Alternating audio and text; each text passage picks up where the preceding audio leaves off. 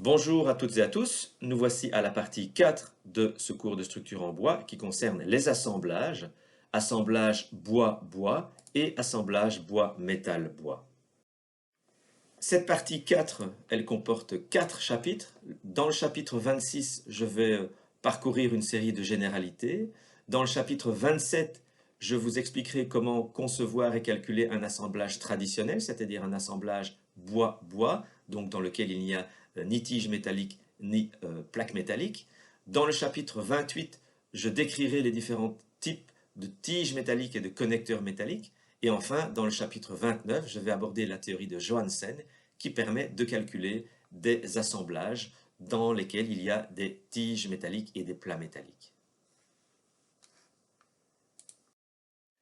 Je vais commencer cette partie par deux phrases que j'aime bien et qui se trouvent dans le volume 13 du traité de génie civil de l'École polytechnique fédérale de Lausanne. Et la première phrase, c'est celle-ci, je vous la lis. L'assemblage reste la signature de la connaissance technique du concepteur. Et c'est tout à fait vrai. Lorsqu'il faut faire un assemblage dans une structure, eh bien, vous pouvez le faire de 100 manières différentes et il y en a qui seront bien meilleures que d'autres, bien plus simples que d'autres, bien moins chères que d'autres. Et en général, les meilleures solutions viennent des gens qui ont une bonne connaissance technique et une bonne expérience du domaine. La deuxième phrase, je vous la lis également, c'est la suivante. La modélisation complète du comportement des assemblages en bois demeure un grand chantier scientifique. Ceci pour dire que le calcul d'un assemblage en bois n'est pas toujours simple. On ne trouve pas toutes les informations nécessaires dans les eurocodes. On ne trouve pas toutes les informations nécessaires dans la littérature. Et effectivement, il sera parfois assez compliqué de justifier d'un point de vue calcul un assemblage en bois, avec ou sans connecteur métallique d'ailleurs, raison pour laquelle il vaut mieux toujours le réaliser, le concevoir de la manière la plus simple possible, parce qu'un assemblage qui est simple, eh bien, c'est un assemblage dans lequel les contraintes et les efforts transitent de manière compréhensible. Quelques généralités dans ce chapitre 26, et je vais déjà faire quelques commentaires sur la photo que vous avez sous les yeux. Cela représente finalement un bel assemblage qui est parfaitement rotulé. C'est un assemblage qui à la fois est simple et sain, mais vous voyez qu'il nécessite déjà toute une série de travaux, de découpe de plats métalliques, de soudure de plats métalliques, de percement de plats métalliques, de traits de disquage dans le bois, de percement du bois, etc. Et finalement, cette photo illustre assez bien la complexité des assemblages métalliques et surtout le fait qu'il est parfois difficile de concevoir des assemblages qui seront simples à réaliser et qui en même temps seront peu coûteux. Quelles sont les trois grandes catégories d'assemblages que l'on va retrouver dans la construction en bois? Tout d'abord, les assemblages bois-bois, qu'on pourrait aussi appeler assemblages traditionnels, dans lesquels il n'y a pas d'acier, pas de tige métallique, pas de plaque d'acier. Et ce que vous voyez ici, c'est un embrèvement, j'y reviendrai tout à l'heure. La deuxième grande catégorie concerne les assemblages mécaniques, c'est-à-dire des assemblages dans lesquels on trouve des plaques métalliques et des tiges métalliques. Alors une tige métallique, ça peut être tout et n'importe quoi, une vis, un clou, un boulon, un tire-fond. Et vous voyez que ces assemblages peuvent devenir extrêmement complexes et donc extrêmement coûteux. C'est ce qu'on voit sur la photo. Et puis on a les assemblages collés qui sont plutôt utilisés dans des applications d'aboutage de bois lamellé collé ou de bois massif abouté, mais aussi pour des châssis, des meubles, des panneaux, etc. Je vais commencer par quelques considérations relatives aux assemblages et en particulier à la complexité de réaliser des assemblages qui sont à la fois convenables, qui transmettent bien les efforts et qui sont bon marché. Bon, alors, pourquoi c'est difficile? Eh bien, parce que finalement, on a trois problèmes. Le premier problème, c'est que le bois, ben, vous le savez, c'est un matériau capricieux. Il a une dizaine de caractéristiques mécaniques différentes. Et évidemment, il faudra tenir compte de ces caractéristiques mécaniques lors de la conception des assemblages. Ensuite, le bois, il a des variations dimensionnelles en fonction de l'humidité ambiante, et de nouveau, il va falloir tenir compte du fait que ce bois peut bouger et concevoir les assemblages pour que ces mouvements puissent se faire. Et enfin, on va voir dans les prochaines minutes que ben, souvent, on ne pourra pas se passer de connecteurs métalliques, et ces connecteurs métalliques, ils nécessitent un certain travail de découpage de plats, de soudure, de percement, etc. Et le problème, ce sera évidemment de trouver les assemblages qui minimisent le coût des préfabrications d'acier. Alors, c'est la raison aussi pour laquelle, dans une structure en bois, une part importante du coût de la structure provient des assemblages. Et donc, il faudra redoubler d'attention pour faire des assemblages qui sont bon marché. Alors, quelques autres commentaires. Un assemblage bois, c'est rarement une rotule parfaite ou un encastrement parfait. On va souvent parler d'assemblage semi-rigide. Alors, ça a un avantage et ça a un inconvénient. L'avantage, c'est que ces assemblages semi-rigides vont pouvoir dissiper plus facilement de l'énergie, par exemple par frottement ou par écrasement plastique au niveau des boulons. Alors pourquoi est-ce qu'on aurait besoin de dissiper de l'énergie? Ben, tout simplement lorsqu'il y a un séisme, un choc sur la structure, une tempête, etc. Donc ça, c'est vraiment un point positif. Mais par contre, le point négatif, c'est que d'un point de vue calcul, il ne sera pas facile disons de faire un modèle convenable qui tient compte de la rigidité réelle des assemblages. Et si je peux donner un conseil, il faudrait, dans le meilleur des cas, toujours essayer d'avoir des assemblages dans lesquels on fait en sorte que on a plutôt un assemblage rotule ou plutôt un assemblage rigide, même si ce n'est pas facile. Un autre commentaire, c'est que, et vous allez le voir hein, dans tout ce que je vais raconter dans ce podcast, c'est que il y a toute une série de types d'assemblage qui sont encore mal définis, dont le calcul est mal défini. L'Eurocode, finalement, est assez peu étendu sur la matière. Quelques cas sont traités, mais dès qu'on a un assemblage qui est un petit peu particulier, eh bien, il faut se débrouiller avec ce qu'on connaît. Et enfin, un dernier commentaire, c'est que lorsque l'on conçoit un assemblage, il faudra pas seulement, bien sûr, réfléchir à la bonne transmission des efforts, à une transmission saine des efforts à travers la structure. Il ne faudra pas seulement réfléchir à la possibilité d'avoir des dilatations, des mouvements de dimension, des variations de dimension du bois, pardon, mais il faudra aussi tenir compte du feu, et ça, c'est l'objet de la partie 5. Il faudra aussi tenir compte de l'esthétique des assemblages et de leur facilité de montage. Voici quelques règles générales de conception des assemblages en bois, et la liste est loin d'être exhaustive. Je commence par une première remarque. Dans un même assemblage, il faut éviter de combiner différentes catégories d'assemblage. Je m'explique. Si vous avez à la fois de la colle et des boulons, en pensant que les efforts vont se répartir de manière équitable entre les boulons et la colle, eh bien, vous vous trompez peut-être parce que la colle va être plus rigide que les boulons, donc va capter tous les efforts, va peut-être à un moment donné subir une rupture fragile, et puis les efforts vont se retransmettre vers les boulons. Et donc l'assemblage, évidemment, ne va pas du tout se comporter comme vous l'aviez espéré et calculé. Trois autres exemples qu'il vaut mieux essayer de ne pas imiter. Voici un premier cas ici où on a des diagonales qui s'amènent sur une membrure et les axes ne sont pas concurrents. Là, vous savez depuis longtemps que si les axes ne sont pas concurrents, eh bien, qu'est-ce qui va se passer? Vous allez avoir du moment fléchissant qui va naître dans la membrure, et ça, c'est embêtant, surtout si vous ne l'avez pas anticipé. Voici un autre exemple où on a des diagonales, donc tout comme dans l'exemple précédent, qui sont placées de part et d'autre de la membrure. Et qu'est-ce que vous pouvez avoir dans ce cas-là? Si vous avez de la compression dans l'une et de la traction dans l'autre, eh bien vous pourriez avoir un phénomène de torsion qui se fait dans la membrure inférieure. Alors il faut essayer soit de l'éviter en ramenant les diagonales dans le même plan, avec un assemblage particulier, soit évidemment le calculer. Voici un troisième exemple avec ici une diagonale qui est connectée à la membrure avec des tiges métalliques transversales qui ne sont pas réparties de manière symétrique, et donc vous avez plus d'efforts qui sont transmis dans la zone où il y a plus de tiges, ce qui est susceptible d'introduire du moment fléchissant dans la diagonale.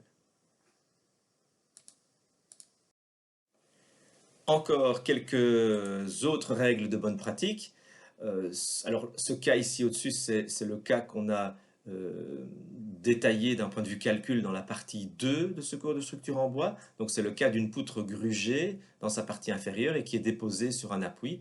Et vous savez, on l'avait démontré qu'il y a des contraintes de traction perpendiculaire aux fibres qui se forment à ce niveau-ci et qui donc sont susceptibles de faire évoluer une fissure ici vers la gauche. Et donc, soit on fait la découpe de la poutre plutôt dans la partie supérieure de la poutre, si on le peut. Si on ne le peut pas, eh bien, on peut éventuellement aller placer des plaques métalliques ou bien de contreplaqué ou d'OSB transversalement pour aller renforcer ces contraintes de traction perpendiculaires aux fibres. Voici un autre exemple ici où on a une poutre secondaire, la voici, une à droite, une à gauche, qui vient se fixer par l'intermédiaire d'un sabot métallique sur la partie inférieure d'une poutre primaire. Donc la réaction d'appui de ces poutres secondaires se fait plutôt dans la partie basse de la poutre primaire. Donc la poutre primaire, c'est celle-ci, c'est celle qu'on voit ici de face.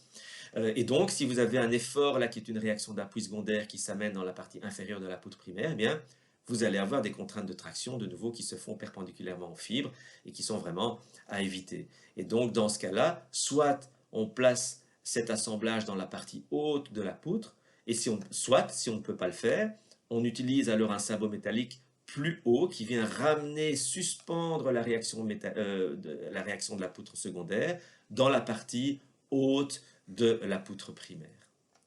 Un dernier commentaire, c'est que pour des raisons de répartition d'efforts, on préférera, quand c'est possible, des assemblages dans lesquels il y a un plus grand nombre de tiges avec un petit diamètre qu'un petit nombre de tiges avec un gros diamètre, pour autant bien sûr que l'on respecte des distances suffisantes entre les tiges. Nous voici au chapitre 27 qui concerne les assemblages traditionnels, donc les assemblages bois-bois qui ne comportent aucune pièce métallique.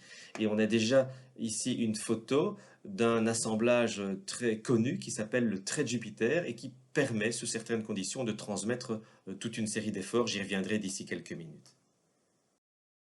Dans ce chapitre, je vais vous montrer toute une série de photos d'assemblage et je vais les commenter. Et je vais commencer par cette petite vidéo qui vous montre toute une série d'assemblages bois assez extraordinaires, assez complexes également, qui sont inspirés de la culture japonaise, de l'architecture japonaise. Alors on voit évidemment que ces assemblages demandent une énorme dextérité de la part de la personne qui les fabrique. C'est la raison pour laquelle ils ont été peu à peu abandonnés au cours des décennies et siècles précédents au profit de la construction en acier et en béton, mais évidemment avec les moyens de digitalisation et de robotisation qui sont en pleine expansion aujourd'hui, eh bien on pourrait imaginer que ces assemblages retrouvent une place importante dans la construction en bois.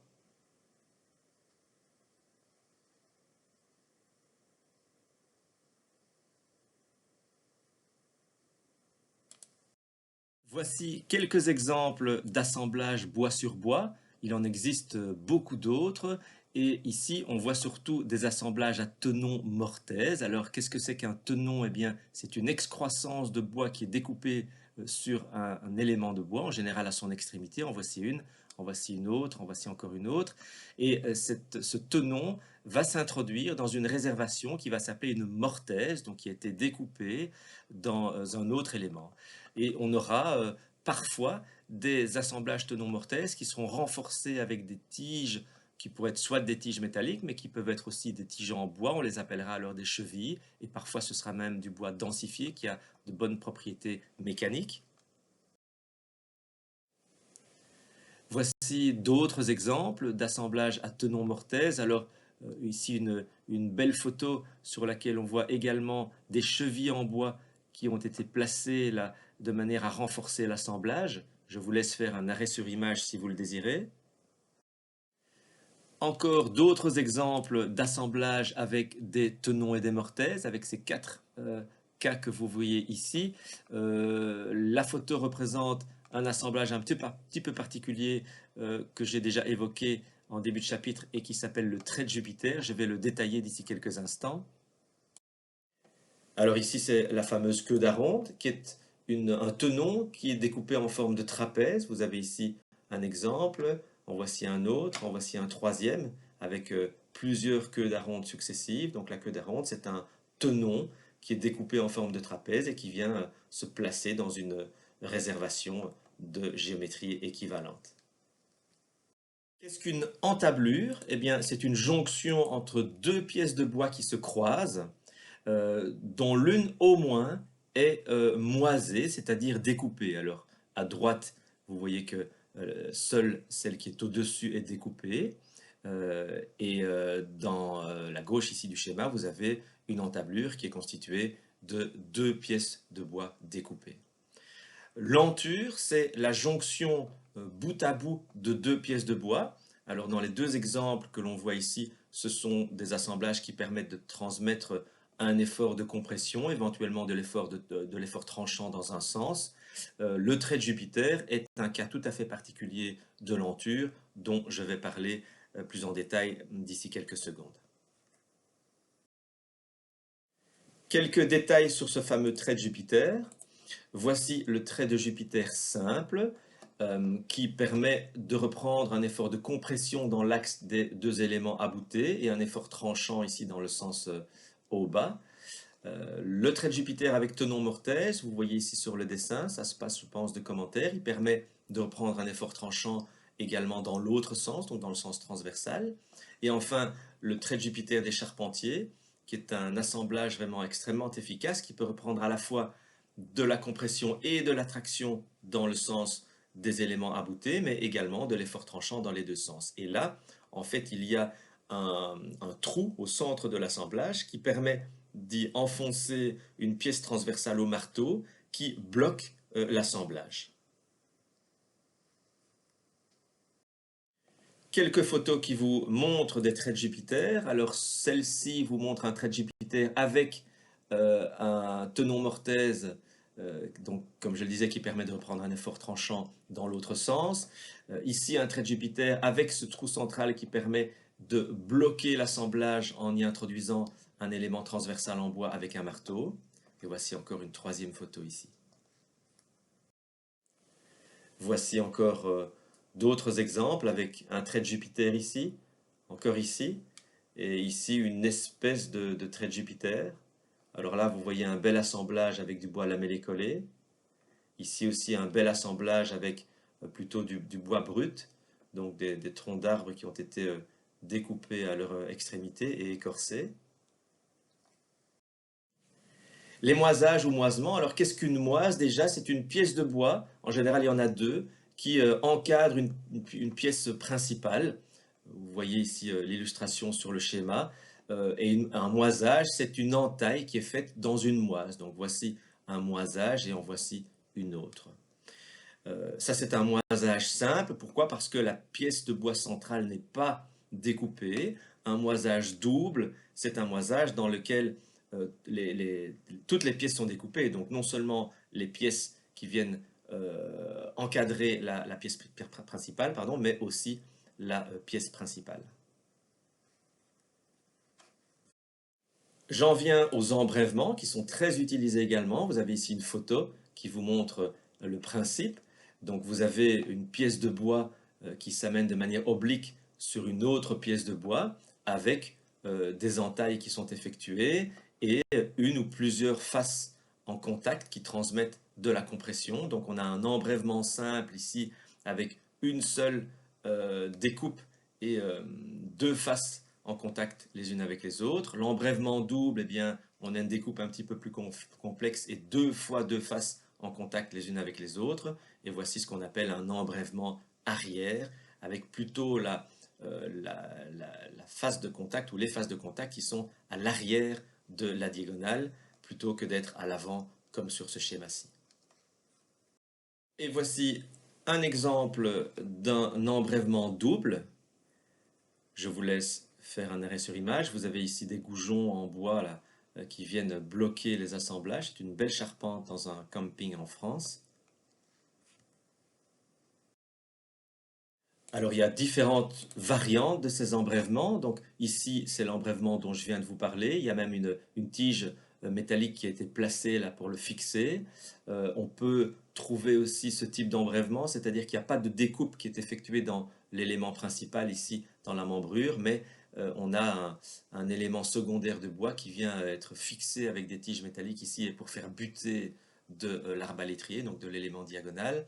Et puis des embrèvements, ça peut aussi servir à ramener des charges sur des colonnes, hein, dans des portiques, dans des charpentes. Et vous avez ici, par exemple, une colonne principale sur laquelle deux, viennent deux éléments en bois transversaux avec un système d'embrèvement simple, donc de chaque côté, et sa variante ici, avec une colonne qui n'est pas découpée, mais avec des pièces de bois qui sont rajoutées de part et d'autre de la colonne pour effectuer la butée de ces éléments-là qui viennent descendre une compression.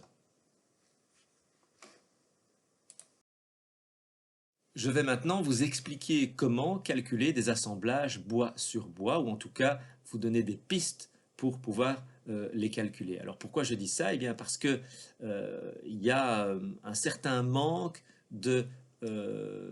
d'informations dans la littérature, et en particulier dans l'Eurocode 5, concernant le calcul des assemblages bois sur bois. On trouve des informations sur le calcul des assemblages qui contiennent des tiges métalliques et des connecteurs métalliques. Ça fait d'ailleurs l'objet de la théorie de Johansen que je verrai tout à l'heure. Mais on trouve peu d'informations sur les assemblages bois-bois. Et le problème est tel que dans la construction calculée, je veux dire par là la construction moderne, celle qui concerne des projets où il y a un bureau d'études, des responsabilités, des notes de calcul qui doivent être faites, hein, éventuellement un bureau de contrôle, etc., eh bien, on va souvent délaisser les assemblages bois sur bois, donc les assemblages traditionnels, au profit des assemblages métalliques et mécaniques, donc c'est-à-dire qui contiennent des tiges métalliques et des plaques métalliques pour lesquelles il existe une méthode qui est décrite dans l'Eurocode. Les assemblages bois sur bois que l'on trouvera dans la construction moderne, en général, se limiteront à des assemblages par contact très simples ou bien des embrèvements. Voici l'un des assemblages les plus simples que l'on pourrait imaginer en assemblage bois-bois. Donc c'est le cas d'un élément de bois diagonal qui vient transmettre un effort de compression à l'intérieur d'une rainure qui a été découpée dans un élément horizontal ici. L'angle entre les deux est bêta. Alors, on va tout de suite prendre le schéma qui se trouve ici en bas à gauche. Qu'est-ce qu'on voit? On voit que dans l'élément oblique, on a une contrainte parallèle aux fibres, avec un critère qui est le critère qu'on a vu dans la partie 2 de ce cours de structure en bois, simplement celui-ci, la contrainte sollicitante, donc l'effort normal divisé par la section, doit être inférieur ou égal à la contrainte résistante en compression parallèle aux fibres.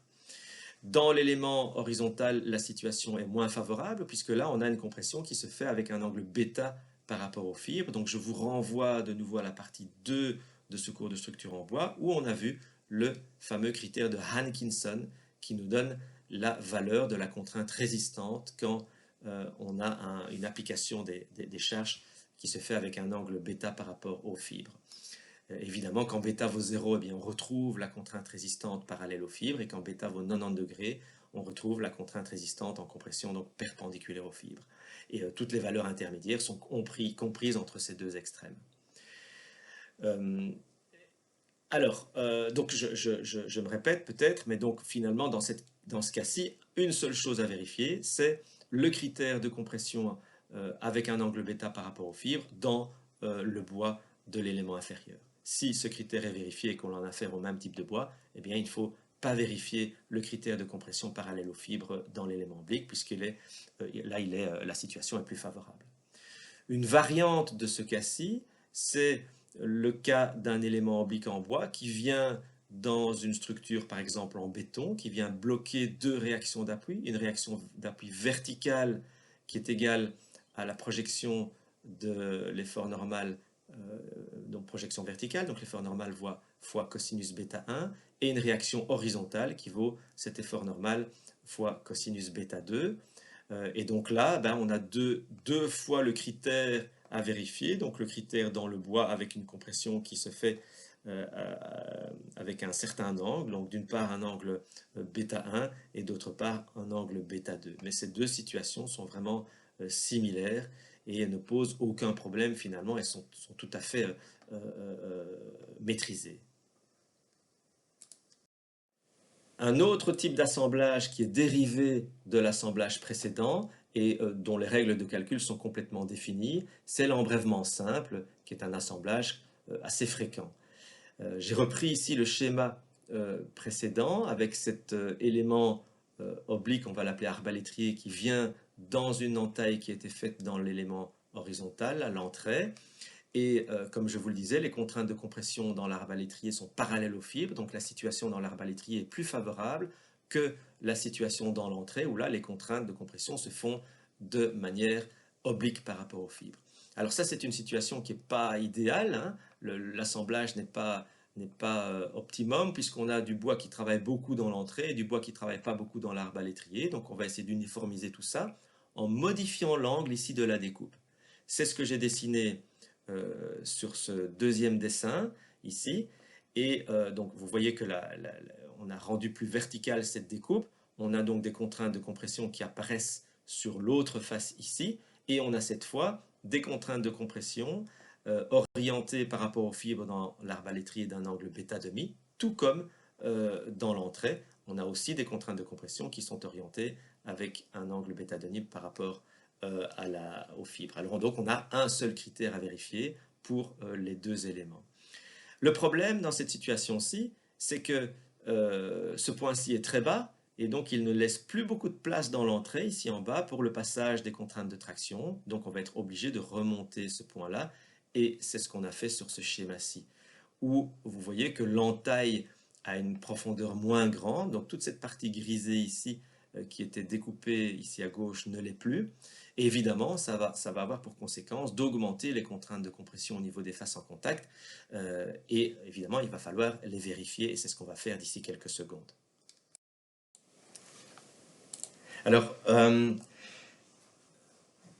comment calculer un embrèvement? Donc, ce transparent-ci va vous expliquer les 4 critères qu'il faut respecter dans un embrèvement simple.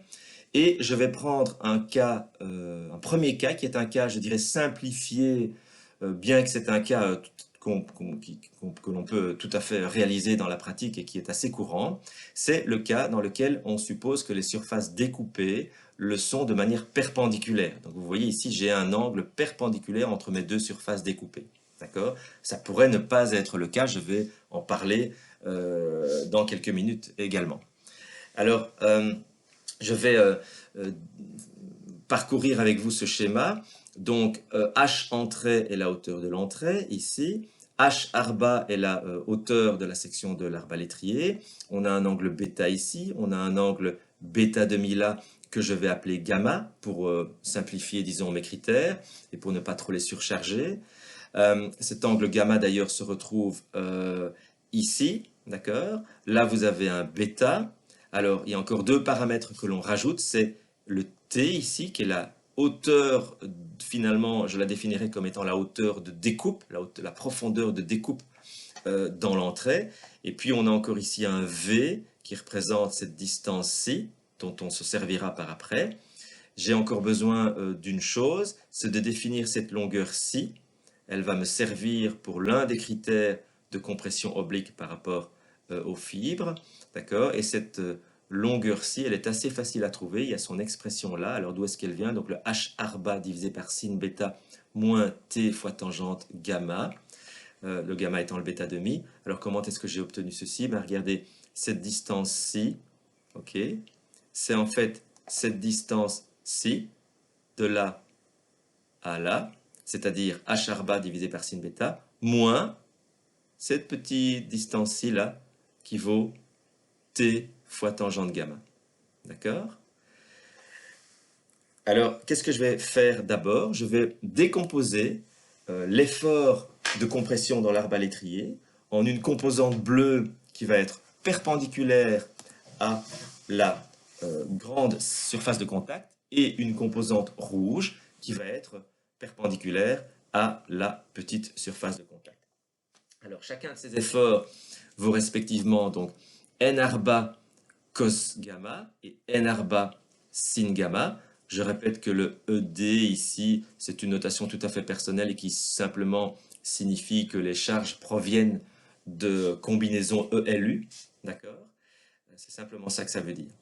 Alors, qu'est-ce que je fais d'abord? Je vais d'abord observer l'effort plutôt les contraintes de compression oblique sur la surface A1, d'accord? Que vaut cette surface A1? Eh bien, j'ai oublié de vous dire que la largeur de l'entrée de l'arbalétrier était B, d'accord? Et donc, cette surface A1, là, vaut simplement T divisé par cos gamma, d'accord? Ceci est l'angle gamma, on le voit ici, d'accord? Et ça, c'est une hauteur T, elle est notée ici, d'accord? Donc, T divisé par cos gamma fois le B, d'accord? Donc, A1 vaut BT divisé par cos gamma. Alors, je vais établir un premier critère, qui est le critère de compression oblique sur A1. Quel est-il? Eh bien, la contrainte sollicitante avec un angle bêta demi par rapport aux fibres, elle est égale à l'effort, n arba fois cos gamma, d'accord? L'effort en rouge qui est sur votre schéma, divisé par A1. Ça, c'est la contrainte sollicitante. Et elle doit être plus petite que la contrainte résistante donnée par le critère de Hankinson, dont j'ai déjà parlé plusieurs fois, que l'on prendra, donc évidemment en compression, avec un angle bêta demi par rapport aux fibres. Qu'est-ce qu'on en fait de ce critère? Eh bien, en fait, on peut en déduire une première dimension minimale de cet embrèvement, qui est T, en fait, qui est finalement la profondeur de découpe dans l'entrée qui va recevoir l'arbalétrier. Alors, mon second critère va concerner la surface ici avec l'effort en bleu, n arba sin gamma. Et cet effort s'applique sur toute cette surface-ci. Alors cette surface-ci, elle est assez facile à trouver à partir du moment où on connaît sa projection horizontale, j'en ai parlé tout à l'heure. Donc cette distance-ci, c'est h arba divisé par sin bêta moins t tangente gamma. Donc la surface oblique, c'est l'expression dont je viens de parler, divisé par cos gamma. Ok, la voilà ici. Et il faut évidemment multiplier tout ça par la largeur de l'entrée. D'accord? Ce qui nous donne alors la valeur totale de cette section A2 sur laquelle agit cet effort n arba fois sin gamma. J'ai peut-être oublié de vous dire que on fait l'hypothèse ici qu'il n'y a aucun frottement entre les surfaces de contact, bleu ici ou rouge ici, ce qui est une hypothèse évidemment qui peut être contestable dans certains cas. Alors, je vais établir mon deuxième critère, qui est un critère de compression oblique sur la surface bleue ici, hein, la surface de contact A2. Et donc ici, c'est assez simple. N arba sin gamma, c'est-à-dire la composante bleue, d'accord, divisé par la surface de contact A2, doit être plus petit ou égal à quoi? Eh bien, de nouveau, à la contrainte résistante, d'accord, que l'on va chercher dans le critère de Hankinson bien connu, en compression, avec un angle cette fois-ci qui ne vaut pas gamma, mais qui vaut pi demi moins gamma, d'accord? Vous pourrez aisément le vérifier sur ce graphique-ci, c'est que ce soit dans l'arbalétrier ou dans l'entrée, ces contraintes, cet effort est toujours incliné par rapport aux fibres d'un angle en fait assez grand qui vaut pi demi moins gamma. Alors qu'est-ce qu'on en fait de ce critère? Ben, il ne nous donne pas une valeur particulière disons de découpe ou pour la géométrie de cet embrèvement, mais n'empêche qu'il doit être respecté. S'il n'est pas respecté, ça veut dire que les surfaces de contact ne sont pas assez importantes. Il faut modifier votre assemblage, il faut modifier les surfaces de contact, modifier la profondeur de découpe, etc. pour augmenter, augmenter cette surface A2. Ça peut aussi se faire évidemment en élargissant votre entrée, ce qui a pour impact d'augmenter votre valeur B ici et donc la valeur de A2.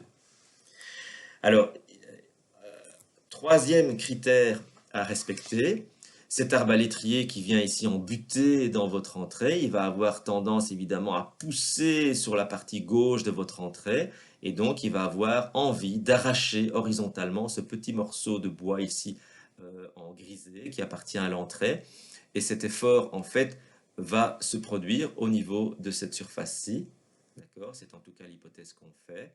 D'accord? Et donc, il faut aller évaluer la valeur de cette R-ci. Alors, qu'est-ce qu'elle vaut? Eh bien, elle vaut V. D'accord? C'est une inconnue de l'assemblage fois B, qui est la largeur de l'assemblage. D'accord? Alors, vous voyez le V fois B ici, sauf qu'il y a une petite nuance, c'est que ce n'est pas un B qui est marqué, c'est un B effectif. Je vous rappelle d'où ça vient. Vous devez aller rechercher votre critère de vérification au cisaillement. Et dans ce critère, voire partie 2 de mon cours, eh bien, il y a un coefficient 0,67 qui est introduit pour tenir compte de la présence de fissures aux extrémités des éléments de bois. Et ce B effectif vaut donc toujours, en tout cas c'est la prescription de l'Eurocode 5, vaut toujours 0,67 fois B. D'accord? Donc ce B effectif ici vaut 0,67 fois B. D'accord? Que vaut l'effort qui se retrouve, donc l'effort qui tend à cisailler cette surface-ci? Eh bien, en fait, c'est l'effort en rouge projeté horizontalement, c'est-à-dire cet effort en rouge, fois son cosinus gamma, c'est-à-dire au total n arba fois cos gamma, encore une fois fois cos gamma, et c'est ce qu'on trouve ici. Quelle est l'utilité de ce critère, de ce troisième critère? Eh bien, c'est de trouver la longueur du talon nécessaire. D'accord? Si cette longueur V ici est trop petite, est inférieure à cette valeur-là, eh bien, vous allez avoir un arrachement par cisaillement de cette partie grisée de votre entrée. Quatrième et dernier critère à vérifier, eh bien, c'est un critère de traction dans l'entrée. Alors, je tiens quand même à préciser une chose, c'est que ce critère n'est à vérifier que pour des charpentes ou des treillis, d'accord, dans lesquels vous avez une traction ici. Ce n'est pas un critère qu'il faut vérifier quand vous faites une rotation de 90 degrés de ce dessin et que, en fait, l'entrée ici devient une colonne sur laquelle vient s'abouter un élément oblique qui descend une charge verticale dans la colonne. Dans ce cas, je n'ai pas de traction dans cette entrée qui est quelque chose qui reste en compression et ce critère de traction ne doit pas être vérifié. Et d'ailleurs, je dirais aussi que le critère 3 ne doit pas non plus être vérifié parce qu'en général, cette colonne descend bien loin et il y a un support là-bas en bas qui reprend cet effort de traction. Donc en fait, dans le cas d'une colonne, hein, où l'entrée est une colonne et l'arbalétrier est un élément oblique qui descend à charge verticale, les critères 3 et 4 ne doivent pas être vérifiés. Voilà, donc oui, cet effort de traction, donc il passe dans l'entrée, d'accord? Il passe dans l'entrée, vous avez compression là, et donc vous avez la traction qui va se produire dans l'entrée. Cette traction doit passer en fait par cette section-ci. Je la montre ici avec mon petit pointeur laser. Quelle est la valeur de la hauteur ici? Eh bien, c'est simplement la hauteur de l'entrée moins t, d'accord? Et cette surface-là, c'est la hauteur de l'entrée moins t fois la largeur de la poutre. D'accord? C'est ce que j'ai ici. Hauteur de l'entrée moins t fois la largeur de la poutre. Ça, c'est la surface par laquelle passe cet effort de traction. Et le critère à respecter, c'est simplement un critère de traction parallèle aux fibres. D'accord? Avec ici un K mod Ft0K divisé par gamma. Et on termine ici la démonstration des 4 critères de vérification d'un embrèvement simple avec deux sections qui sont, donc deux sections A1 et A2 qui sont perpendiculaires. Je vais maintenant passer très rapidement sur le cas 2 qui concerne l'embrèvement simple avec des surfaces qui ne sont pas perpendiculaires, donc au niveau de la découpe. Alors c'est un assemblage qui selon moi n'est pas idéal, qui est moins performant que le précédent, c'est-à-dire celui qui concerne des surfaces découpées qui sont perpendiculaires. Pourquoi? Parce que quand on observe les efforts qui agissent et les réactions au niveau des appuis, entre guillemets, donc des surfaces en contact, eh bien on remarque qu'ils ne sont pas concourants. Ce qui voudrait suggérer qu'il y a un certain couple, un certain moment qui agit dans cet assemblage qui fait que les contraintes ne vont pas être réparties de manière uniforme sur les faces. Et donc personnellement, j'éviterai de faire des embrèvements qui sont réalisés avec des surfaces de découpe qui ne sont pas perpendiculaires. Donc voilà, je n'en dirai pas beaucoup plus. Vous pouvez faire des arrêts sur image pour vous faire une meilleure idée. Et je termine ce chapitre sur les assemblages bois et en particulier ses considérations sur les embrèvements avec deux variantes d'embrèvement. L'embrèvement arrière, alors il a l'avantage de faire gagner un petit peu de place ici puisqu'on vient buter à l'arrière de l'arbalétrier plutôt qu'à l'avant.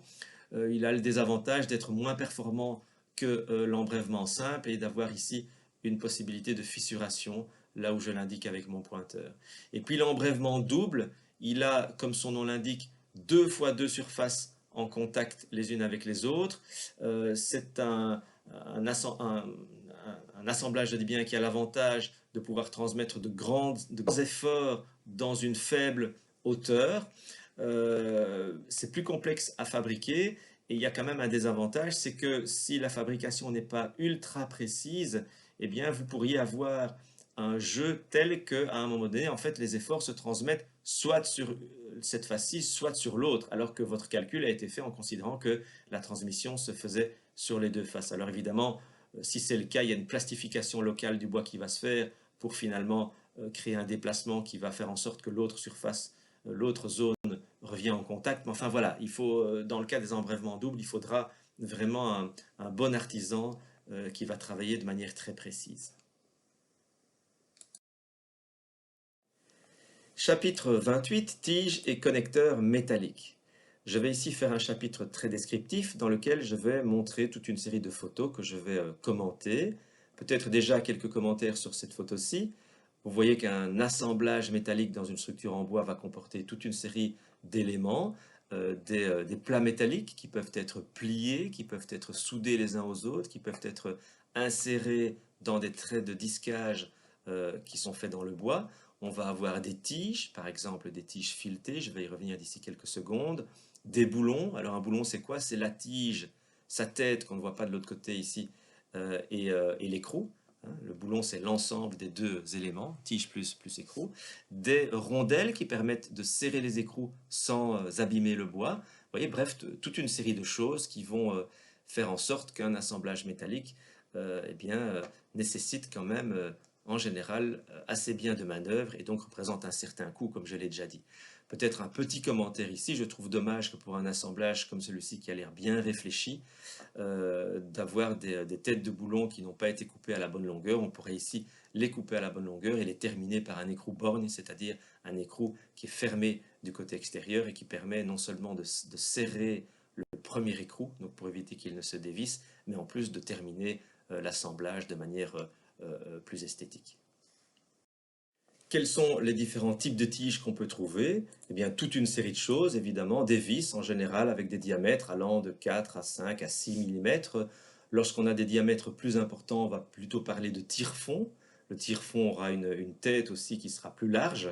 Des clous striés, torsadés, des clous lisses, des broches, j'y reviendrai, des tiges filetées et des boulons. Et comme je le disais il y a quelques secondes, le boulon, c'est la tige plus son écrou. On trouvera aussi des rondelles, souvent de chaque côté, pour éviter d'abîmer le bois quand on le serre. Voici quelques types de connecteurs fréquents. Alors bien sûr, le boulon, j'en ai déjà parlé, auquel on ajoute parfois des anneaux ou des crampons pour améliorer la connexion entre les éléments de bois. Et puis toute une série de connecteurs métalliques qu'on appelle parfois connecteurs volumiques ou connecteurs de surface ou encore connecteurs 3D. Je pense que les schémas ici se passent de beaucoup de commentaires. Vous trouvez ce type de connecteur dans n'importe quel bricot. D'autres types de connecteurs métalliques, plutôt utilisés pour des nœuds de charpente. On a deux systèmes ici tout à fait équivalents pour des charpentes industrielles. Hein. Le principe, c'est d'avoir des traits de disquage qui sont placés dans les éléments de bois. On y insère des plats métalliques. Alors, la différence entre ces deux systèmes, c'est plutôt pour la taille de la charpente. Au-dessus, c'est plutôt pour des charpentes légères, avec des plats métalliques qui font 1 à 2 mm d'épaisseur, à travers lesquels on vient enfoncer des clous. On emboutit les clous, on emboutit les plaques avec les clous. Et en dessous, on a un système un petit peu plus costaud pour des plus grandes charpentes soumises à des charges plus importantes, avec des plats métalliques qui font 5 à 6 mm d'épaisseur et des tiges qui ne sont plus des clous, mais des broches métalliques qui sont passées à travers les plaques qui ont été préforées. Voici un type de connecteur très fréquent qu'on utilise pour des charpentes industrielles légères, avec des éléments de bois de faible épaisseur, dans lesquels l'aspect esthétique n'a pas beaucoup d'importance. Donc souvent, ce sont des fermettes qui sont cachées dans les combles. Ce sont donc des tôles métalliques qui sont embouties, et vous voyez qu'il y a toute une série de clous là qui permettent une pénétration dans le bois. On va presser ces connecteurs sur le côté, en général des deux côtés. Les avantages, c'est que ça permet une préfabrication très facile, à un coût très léger, de grande portée malgré tout. L'inconvénient, c'est qu'on a évidemment une faible résistance au feu, puisque l'acier est apparent. Ce sont des charpentes qui n'ont pas beaucoup, disons, de capacité portante, donc on va devoir en mettre régulièrement, tous les 60 cm, 80 à 1 mètre maximum. Il existe des connecteurs similaires, mais avec donc une tôle qui est emboutie dans les deux sens, je dirais. Donc vous avez des clous qui sont des deux côtés de la plaque. Ça permet d'avoir du bois de chaque côté et donc d'avoir un connecteur qui est métallique, donc qui est protégé du feu. Voilà, c'est une variante, c'est peu fréquent, mais ça existe. Voici déjà quelques exemples d'assemblage avec des connecteurs métalliques. Alors je ne vais pas décrire la photo de droite puisque je l'ai déjà fait sur la page introductive de ce chapitre. Pas beaucoup de commentaires à faire sur ceci. C'est typiquement un poinçon de poutre sous-tendue qui vient se fixer sur un câble. Ici, on a un assemblage entre une colonne et des poutres. Ce qu'on voit là, ce sont des plats métalliques. Alors il y a des boulons là qui traversent les poutres en bois lamellé collé, et il y a probablement ici une plaque métallique qui est à l'intérieur de la poutre, qui est fixée perpendiculairement ou soudée perpendiculairement à la plaque métallique horizontale ici, et à travers laquelle passent ces boulons. Quand vous voyez tout ceci, eh bien, vous vous dites déjà que les assemblages métalliques vont représenter un certain coût des structures, comme je l'ai déjà mentionné précédemment. Un autre exemple ici d'assemblage métallique sur lequel je vais me permettre de faire deux commentaires, deux suggestions d'amélioration. Alors ici on voit que les boulons dépassent. J'aurais tendance à couper les boulons à la bonne longueur et à les terminer par un écrou-borgne. Donc un écrou-borgne, je répète, c'est un écrou qui est fermé du côté extérieur et qui est arrondi du côté extérieur. Cela permet d'avoir des assemblages qui sont plus esthétiques.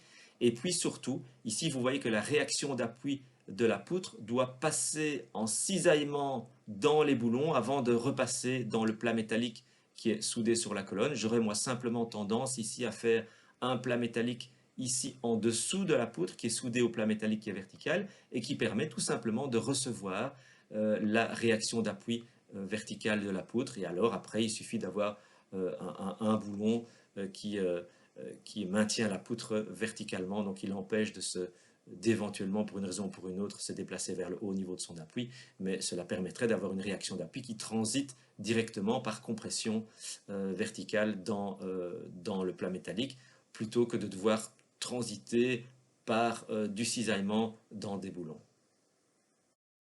D'autres exemples d'assemblage métallique, je vous laisse faire un arrêt sur image si vous le désirez. Bon, de nouveau, hein, vous voyez ici quand même que les assemblages métalliques vont nécessiter une certaine main-d'œuvre et donc représenter un certain coût. D'autres exemples, je vous laisse les observer à votre aise. Peut-être un commentaire sur cette connexion entre un arbalétrier et un entrée. Vous avez ici une tige métallique qui est placée dans l'axe de l'arbalétrier et qui vient s'ancrer dans une partie qui était creusée là dans la partie inférieure de l'entrée.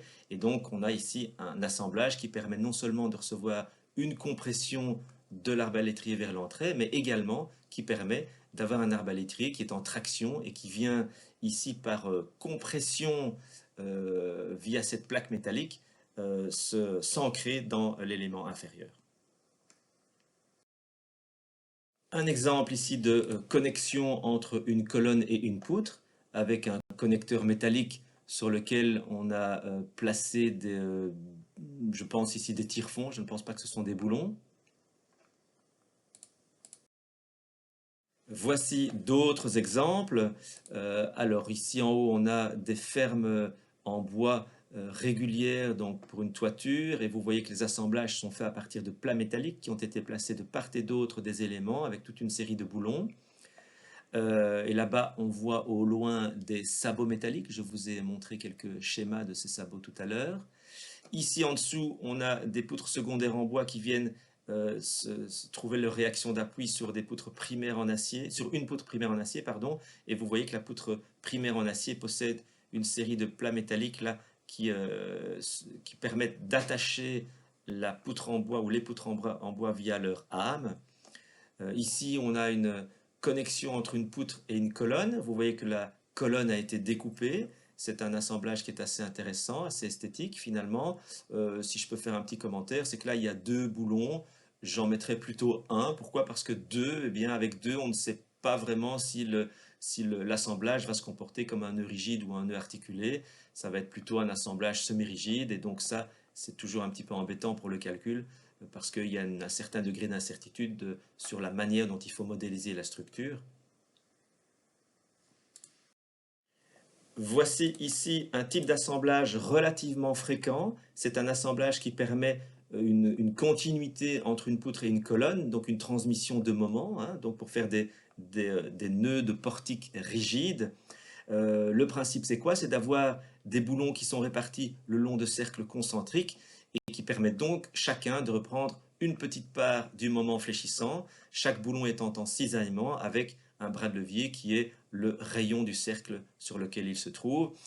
Ici, là, vous voyez que la colonne en fait est décomposée en trois parties, deux parties latérales et une partie centrale. La partie centrale reprend la réaction verticale de la poutre, et puis les deux parties latérales reprennent le moment fléchissant qui transite de la poutre vers la colonne.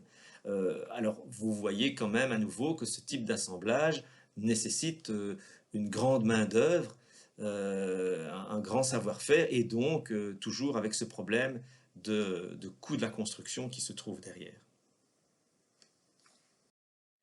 Une catégorie que je qualifierais entre guillemets de too much, qui vous montre 4 exemples de structures pour lesquelles on peut quand même se demander si le maître d'ouvrage avait peut-être trop d'argent.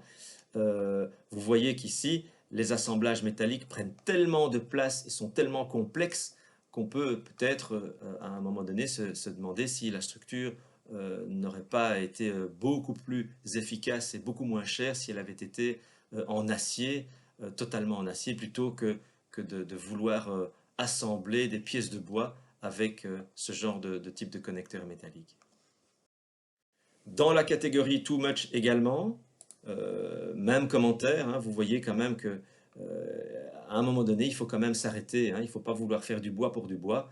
Ici, on a des connecteurs métalliques qui sont tellement compliqués et tellement chers que ça en devient ridicule. À nouveau, pourquoi vouloir à tout prix assembler quelques petits éléments de bois avec des éléments métalliques complexes et coûteux à ce point? Je ne comprends pas bien, mais voilà, sachez qu'il y a quand même des choses comme ça qui se font.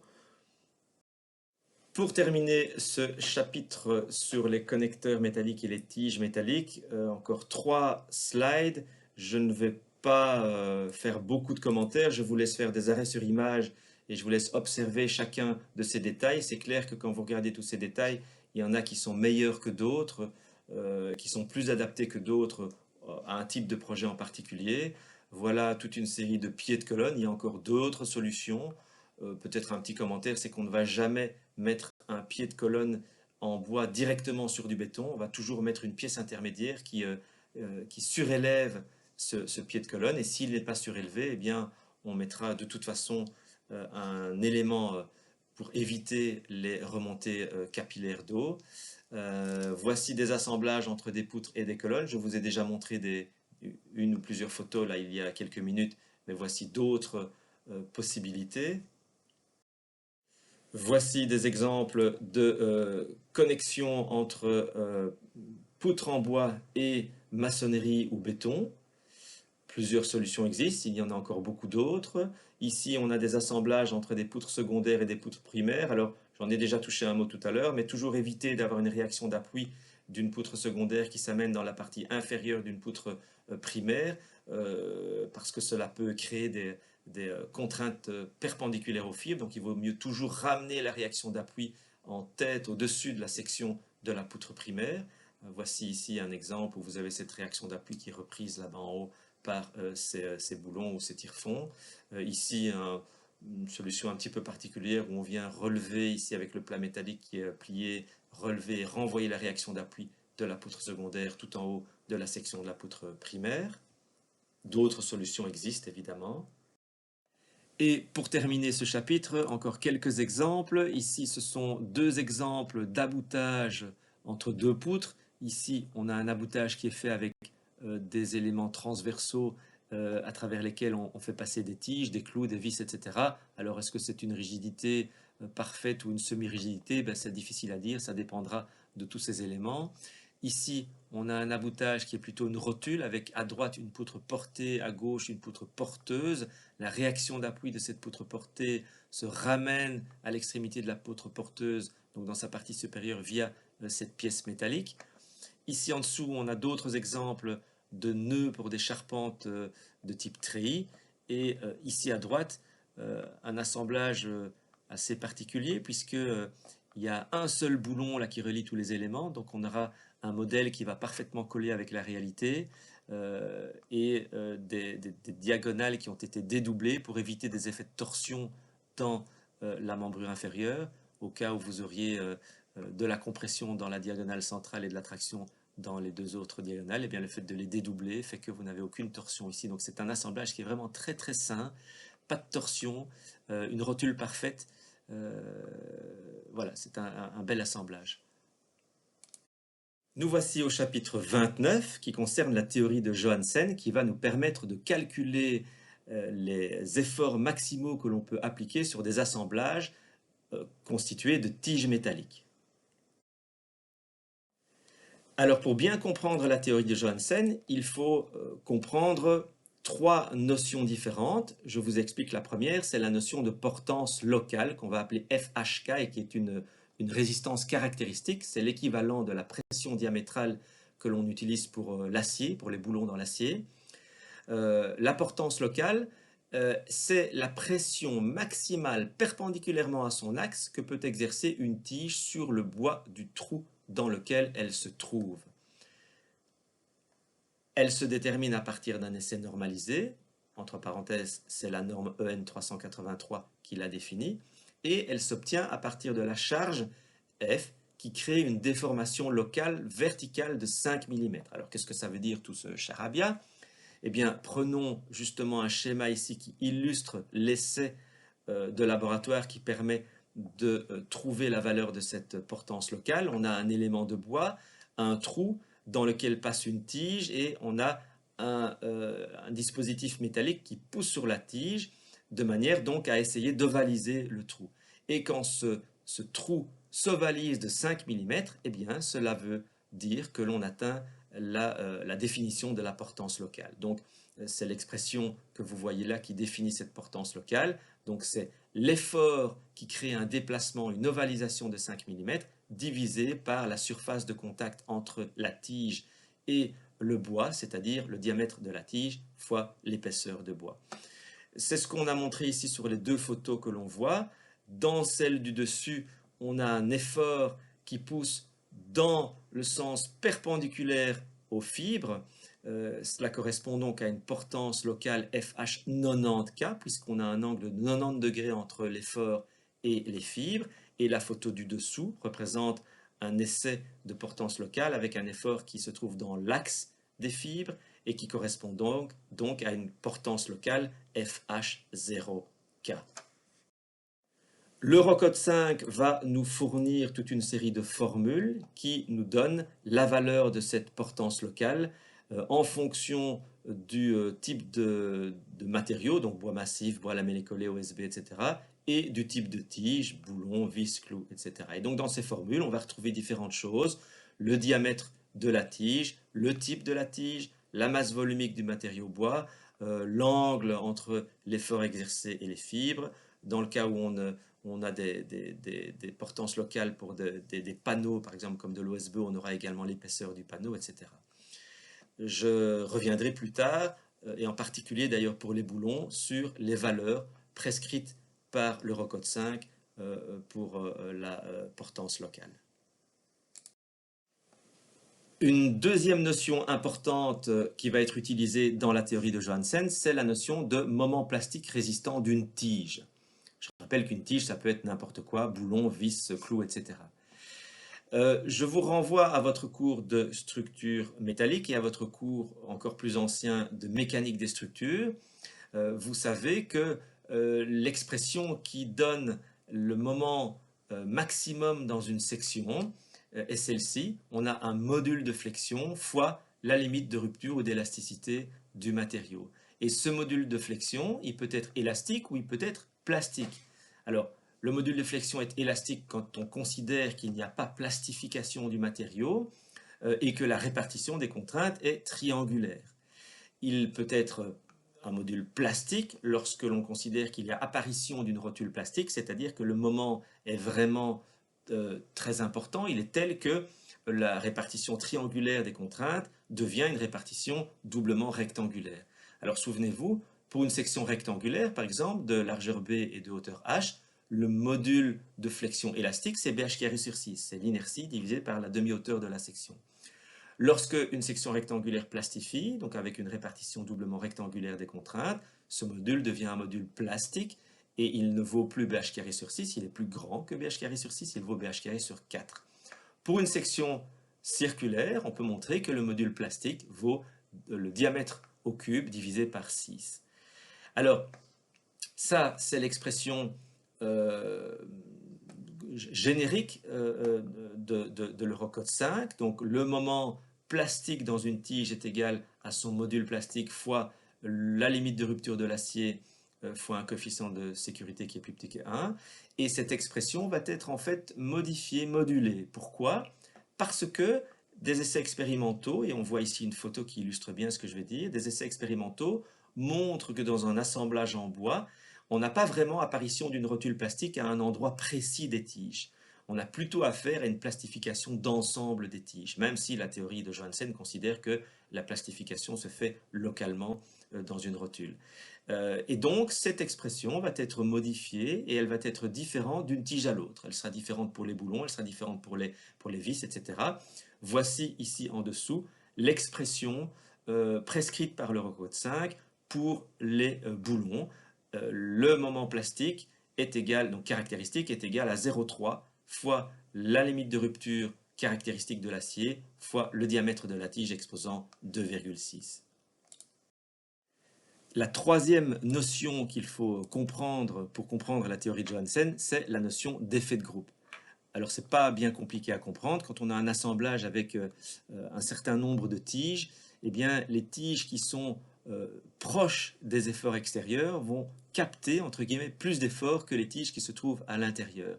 Et donc, si FVRK est la résistance, par exemple, au cisaillement d'une tige, eh bien, la résistance totale de l'assemblage sera plus petite que le nombre de tiges fois cette valeur de FVRK.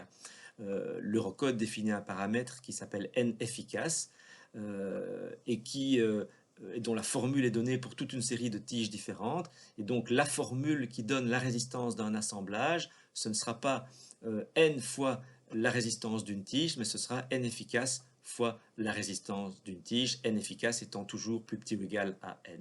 Donc FVRK, c'est la valeur caractéristique de la résistance d'une tige dans le bois, et N efficace, toujours plus petit ou égal à N, c'est le nombre effectif de tiges qui travaillent dans l'assemblage.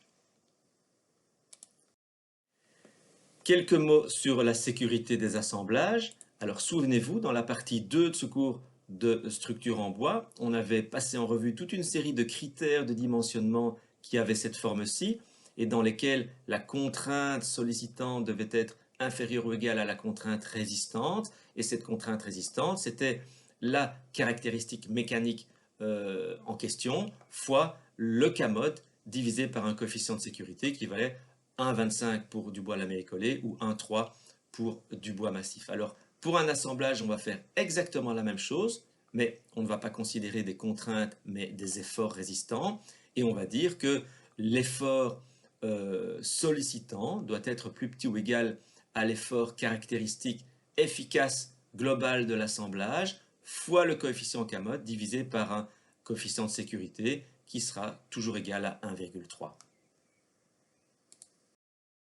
Un petit commentaire avant de commencer la démonstration des équations de Johansen. Alors, cette théorie de Johansen, qu'est-ce qu'elle va nous permettre de faire?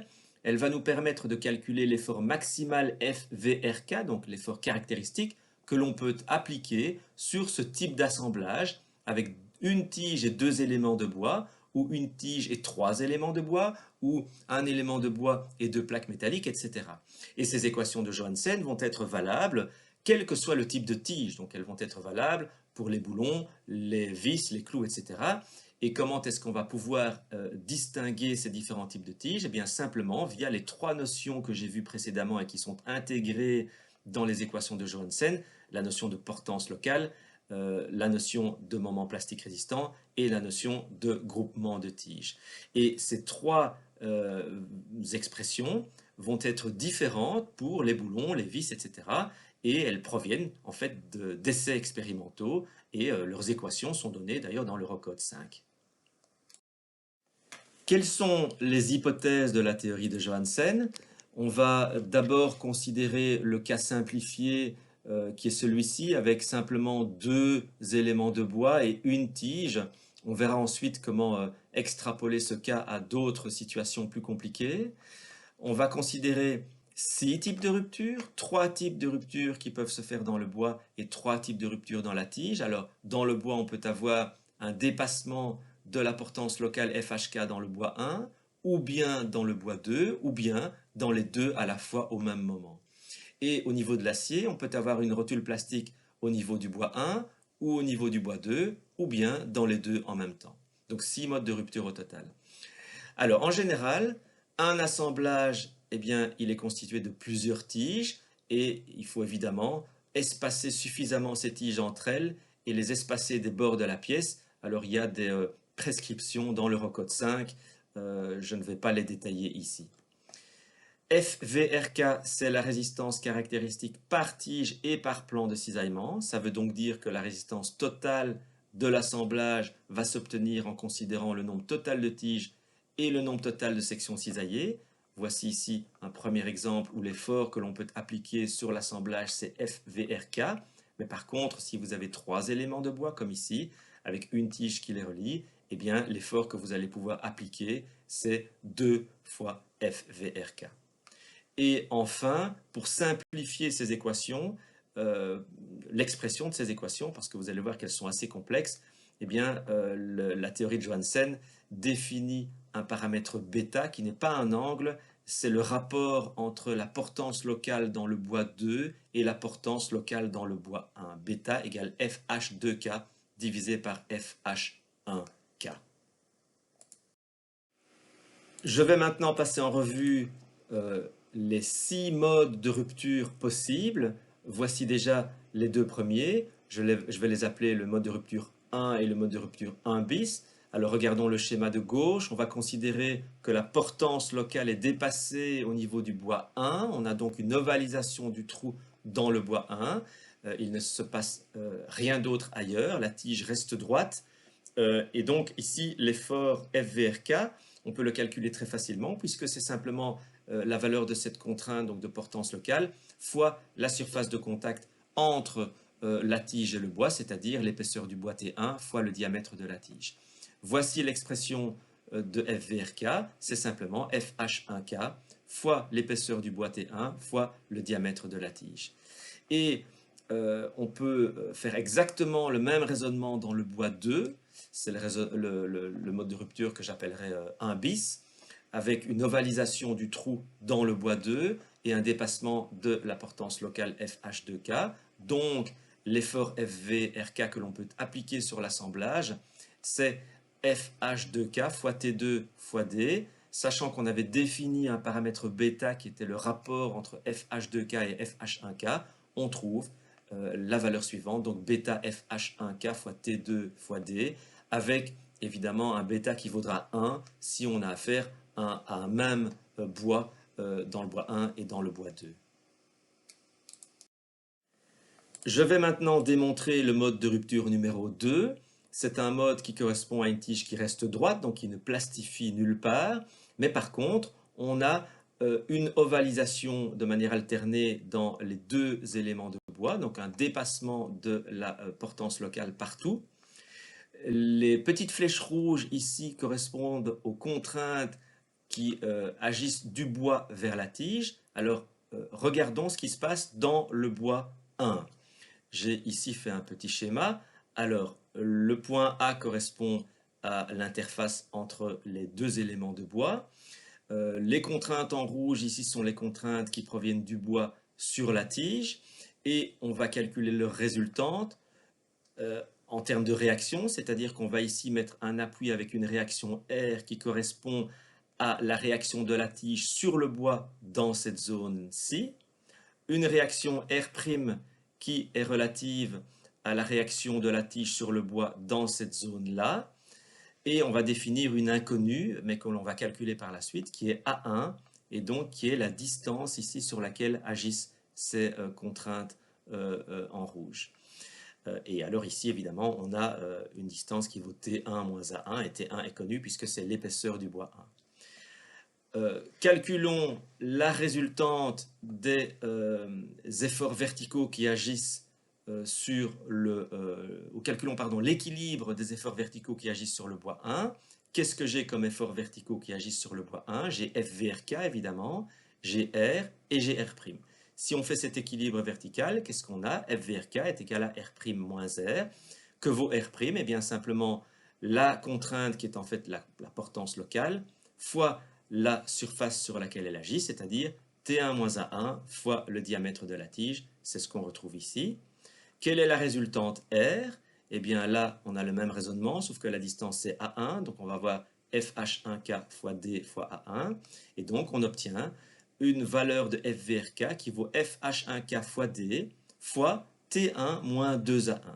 Et cette première expression ici, pour l'instant, ne va nous servir à rien, elle va nous servir par la suite, donc on va la laisser de côté pour l'instant. Dans cette expression, on a deux inconnus, FVRK et A1. On va faire exactement le même raisonnement dans le bois 2. Vous avez ici un petit schéma qui illustre ce qui se passe dans le bois 2. Cette réaction ici est la réaction de la tige sur le bois dans la partie gauche ici du bois 2.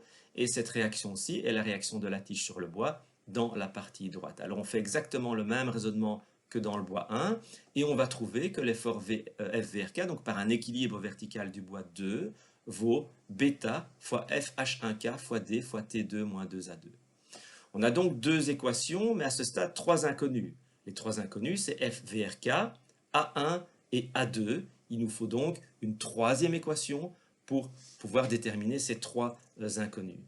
Et cette troisième équation, ça va être un équilibre de rotation de la tige autour d'un point, et on va choisir le point A, donc qui se trouve sur l'interface.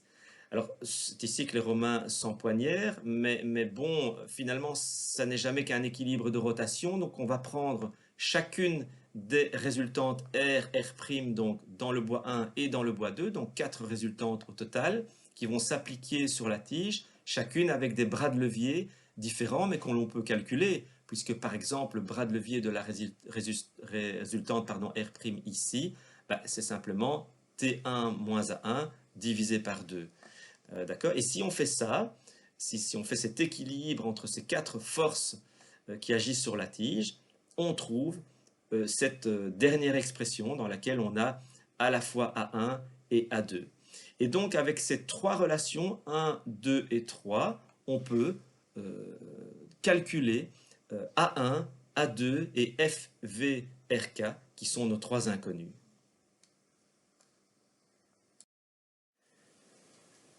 Voici ce qu'on obtient si on résout le système de trois équations à trois inconnues.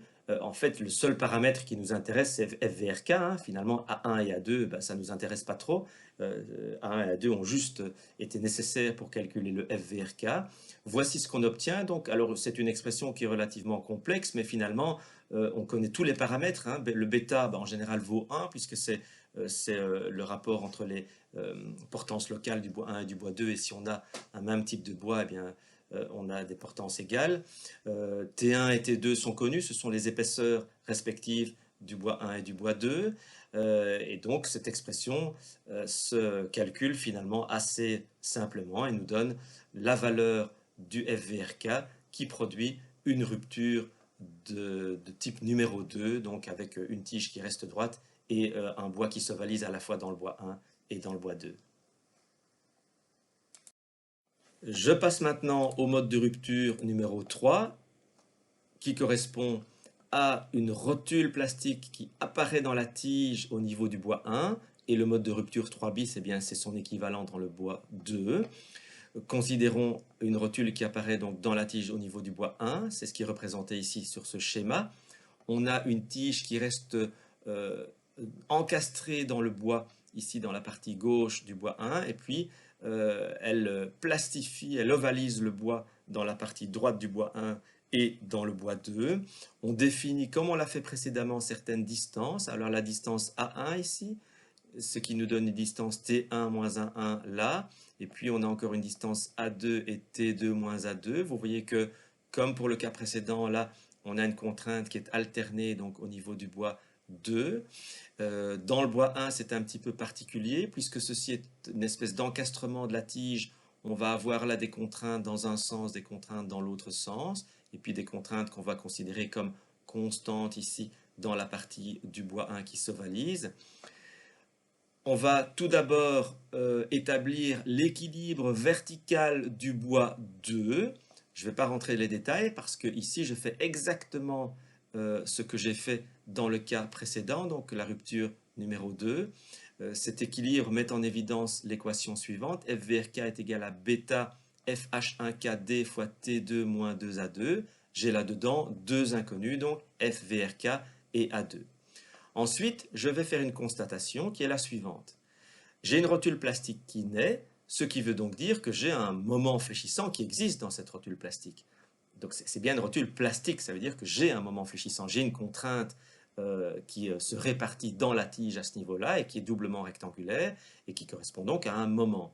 Hein, il ne faut pas oublier que dans une rotule, on n'a pas de moment et dans une rotule plastique, on a du moment. Si je me souviens que le diagramme des efforts tranchants est la dérivée du diagramme des moments fléchissants, je pourrais me dire que puisque le moment fléchissant est maximum au niveau de la rotule, puisque c'est là que l'acier plastifie, eh bien, ça veut dire que l'effort tranchant y est nul. Alors, si l'effort tranchant y est nul, regardons la partie de tige ici qui se trouve encastrée dans le bois sur une longueur A1, puisque je n'ai pas d'effort tranchant, c'est-à-dire si je l'isole quelque part fictivement, je n'ai pas de réaction d'appui vertical à droite de ce tronçon de longueur A1. Ça veut donc dire qu'il y a un équilibre entre toutes ces petites contraintes-là, donc entre la résultante de toutes ces petites contraintes-là et la résultante de toutes ces petites contraintes-ci. Et donc, puisqu'il y a un équilibre entre ces contraintes, c'est la résultante ici et la résultante là, les deux seuls efforts qui s'appliquent verticalement sur le bois 1, c'est d'une part FVRK et d'autre part la résultante des contraintes qui s'appliquent au niveau du bois 1, mais dans la partie qui s'ovalise, c'est-à-dire FH1K fois la surface de contact entre la tige et le bois, c'est-à-dire T1 moins A1 fois D. Et c'est ce qu'on a marqué ici. FVRK est égal à 0, le 0 provenant de cet équilibre ici entre ces deux parties qui concernent la zone sur la tige sur la longueur A1. Et on a ici FH1K fois D fois T1 moins A1. Ça nous donne une deuxième équation. Ces deux équations donc mettent en évidence qu'on a finalement trois inconnus à déterminer, le FVRK que l'on recherche, et puis le A2 et le A1. Il nous faut donc une troisième équation. Comment est-ce qu'on peut l'obtenir? On va faire un équilibre des moments sur la partie de la tige qui se trouve à droite de la rotule. Cet équilibre des moments, il fait intervenir quoi? D'abord, il fait intervenir le moment qui règne dans la rotule, qui représente quelque part une espèce de réaction d'appui à gauche de ce tronçon-ci de tige. Hein, et ce moment plastique, le voici, MYRK, et il doit s'équilibrer avec quoi? Eh bien, avec les trois efforts qui s'appliquent sur la tige et qui sont des résultantes de contraintes. Et ces résultantes de contraintes, elles ne sont pas bien difficiles à calculer et elles ont chacune leur bras de levier par rapport à la rotule. Et voici ce que ça donne au niveau de cet équilibre. C'est une équation qui est relativement longue, mais qui est la troisième équation recherchée, puisqu'avec ces trois équations-là, je peux trouver mes trois inconnus A1, A2 et FVRK. Si je résous ce système de trois équations à trois inconnues, eh bien, qu'est-ce que je trouve? Je trouve cette valeur de FVRK, qui est la valeur de l'effort appliqué à l'assemblage, au-delà duquel il se crée une rotule plastique dans la tige au niveau du bois 1. Et si je fais le même raisonnement que précédemment, mais en considérant cette fois la rotule dans la tige au niveau du bois 2, eh bien, voici la relation que je vais obtenir, et c'est le cinquième mode de rupture. Et voici le sixième et dernier mode de rupture qui porte le numéro 4, puisque les modes de rupture numéro 1 et 3 peuvent se dédoubler, donc apparaître soit dans le bois 1, soit dans le bois 2. Ici, il s'agit d'un mode de rupture qui correspond à l'apparition simultanée d'une rotule dans la tige au niveau du bois 1 et du bois 2. Je vais aller très vite ici parce que ce qu'on fait est très similaire à ce qu'on a fait précédemment. On va faire un équilibre vertical du bois 1, un équilibre vertical du bois 2 et un équilibre de rotation du morceau de tige qui se trouve entre les deux rotules plastiques. J'ai donc dans cette équation deux fois le moment plastique résistant qui apparaît, puisque j'ai deux rotules plastiques, et la résolution de ces trois équations va nous donner les trois inconnus A1, A2 et FVRK. Et voici ce que cette résolution donne, une dernière équation qui nous donne la valeur de FVRK. Et voici le récapitulatif avec les 6 équations qui proviennent des 6 valeurs maximales de FVRK produisant chacune un type de rupture, et évidemment l'effort maximum que l'on va pouvoir appliquer sur cet assemblage est le minimum de ces 6 valeurs-là. Ces 6 relations, elles sont reprises quasiment telles quelles dans l'Eurocode 5, à 2 ou 3 petites nuances près, des facteurs 1,05 et 1,15 qui sont introduits dans les 3 derniers modes de rupture, et puis un terme F-axe, RK là, qui est introduit et qui tient compte de la mise en traction de la tige, donc d'un effet chaînette favorable de la tige au niveau de l'assemblage. 2 ou 3 petits commentaires à ce stade. Vous avez vu que l'on a démontré ces équations de la théorie de Johannsen sur base d'un cas très simple avec seulement 2 éléments de bois et une seule tige. La théorie de Johannsen, elle peut s'appliquer à des cas plus compliqués. Je vais en parcourir certains dans les prochaines secondes.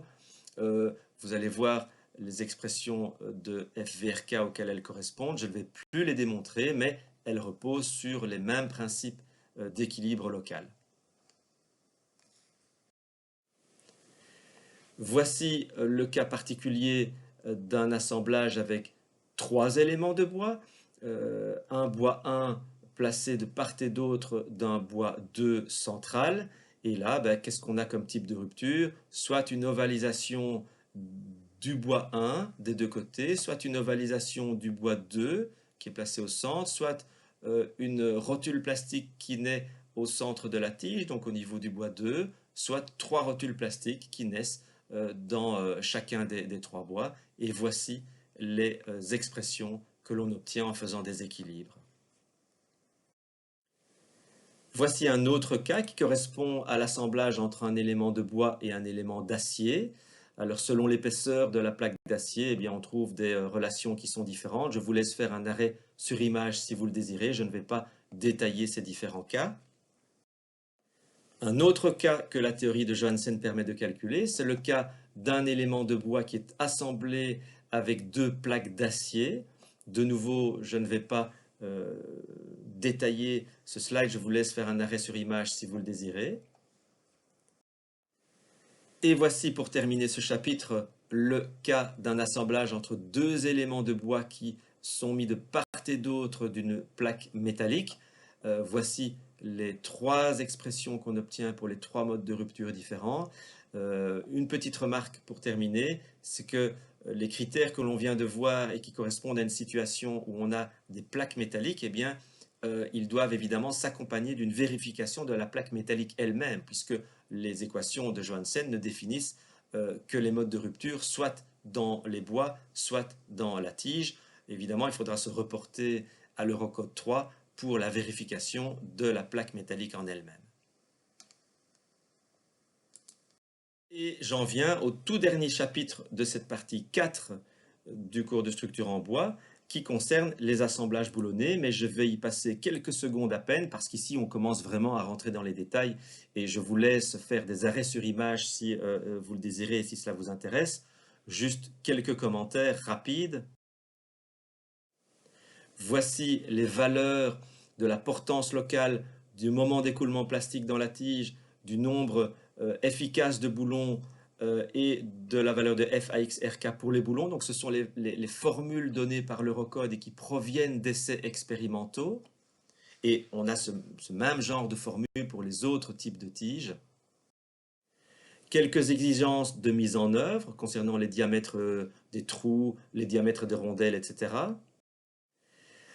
Quelques prescriptions de l'Eurocode concernant les distances minimales à respecter entre les boulons et les bords des éléments de bois.